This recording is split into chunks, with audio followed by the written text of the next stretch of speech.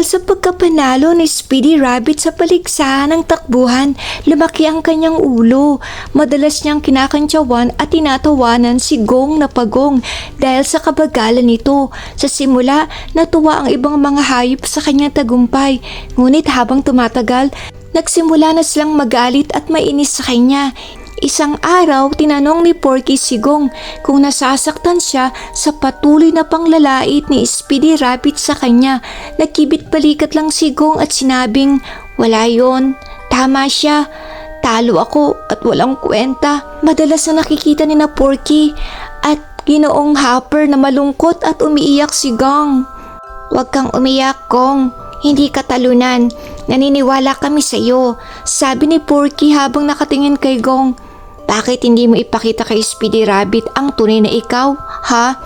Biglang may maliit na kislap na lumabas sa mga mata ni Gong. "Tama ka, Porky. Ipapakita ko kay Speedy Rabbit kung ano ang kaya kong gawin."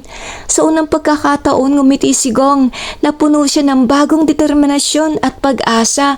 Kinabukasan, narinig ni Gong na tumatawa si Speedy Rabbit. "Hoy, hindi ako matatalo. Alam niyo yan. Nakita niyo kung paano ko tinalo ang mabagal na talunang Pagong na yun." Nakasimangot na sabi ni Speedy Rabbit. "Walang makakatalo sa akin." Dagdag pa niya habang tumatawa ito. "Talaga?" Pagsingit ni Gong. "Aba, tignan mo kung sino ang nandito, ang dakilang talunan. Si Gong." Ang mapang-uya na sigaw ng kuneho. Natahimik ang lahat. Nag-ubo ang unggoy. "Speedy Rabbit, magkakaibigan tayo rito. Pakihinto ang pangungutya mo kay Gong." Humalakhak lang si Speedy Rabbit. "Hindi ko siya kinukutya.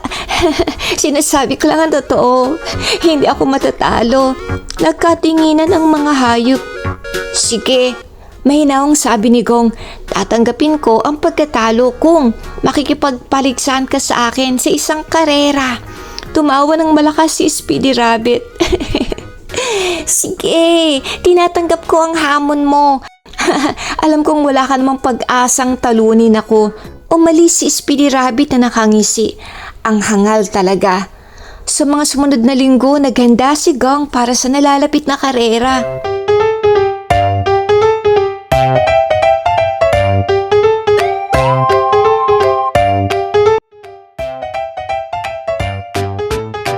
Ngunit si Speedy Rabbit ay abala sa pagkain ng carrots at pagtulog. Tumatawa siya habang pinapanood ang Pagong mula sa malayo.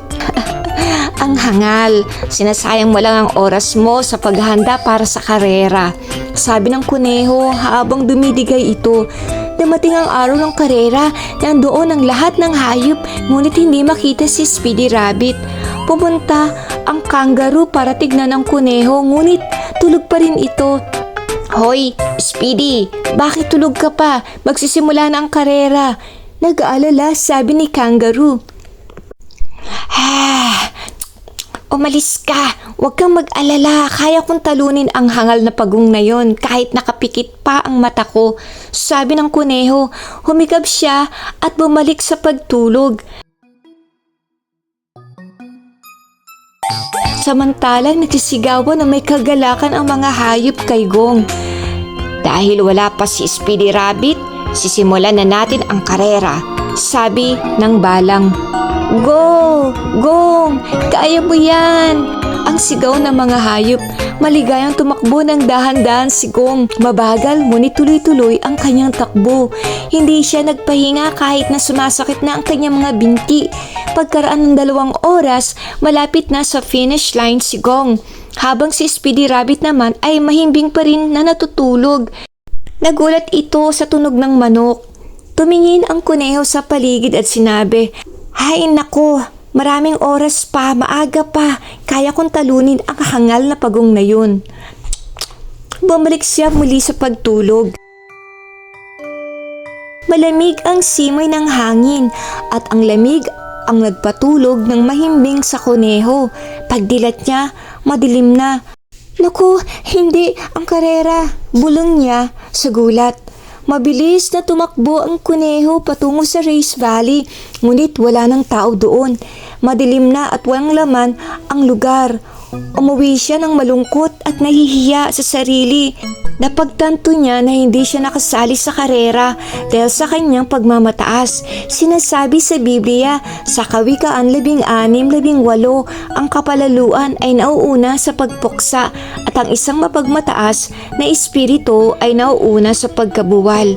Ang tunay na lakas ay hindi nasusukat sa bilis o talento, kundi sa tiyaga at determinasyon.